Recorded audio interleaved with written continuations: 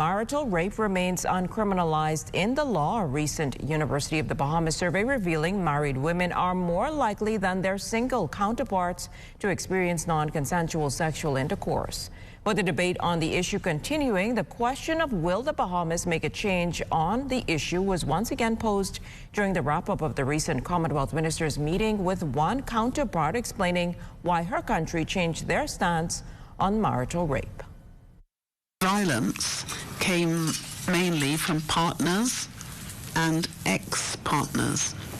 And on many occasions, when the abused person, usually the woman, left home, one of the ways in which the woman was then pursued by the partner was sexual.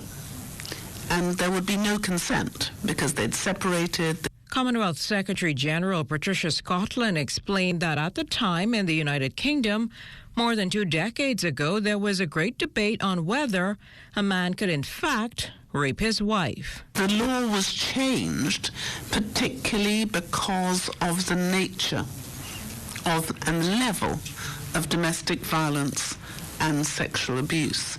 And so the idea that has become embedded is that any act of sexual intercourse, to be lawful, has to be consensual, whether that's within or without marriage.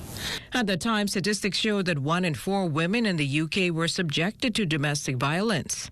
Not much has changed in terms of statistics, as rates of violence against women and girls remains at an all-time high, with levels of sexual and or physical violence impacting 1 in 3 women, an impact to 736 million globally. That's according to Commonwealth research. We made an estimate that it was costing the country £23 billion a year in terms of economic cost. But the cost in lives was much greater than the cost economically. And abuse, whether in or outside marriage, is abuse.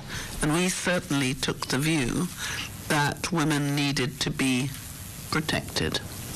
And they have been protected. Every country, of course, has to have its own debate, have to come to its own decision.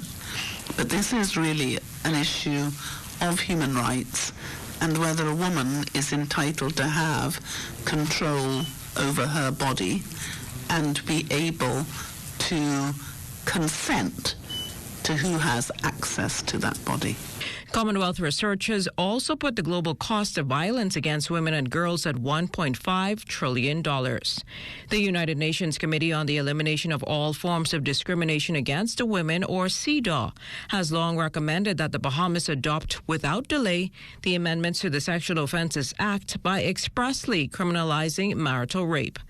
As for the local position, Social Services and Urban Development Minister, the Honourable Obi Wolshcombe, had this to say. In terms of what's being discussed in terms of marital rape, that's being discussed at another level, and the legal people are looking at it, and it's a part of the Sexual Offences Act, and at the appropriate time we'll be discussing that in some detail.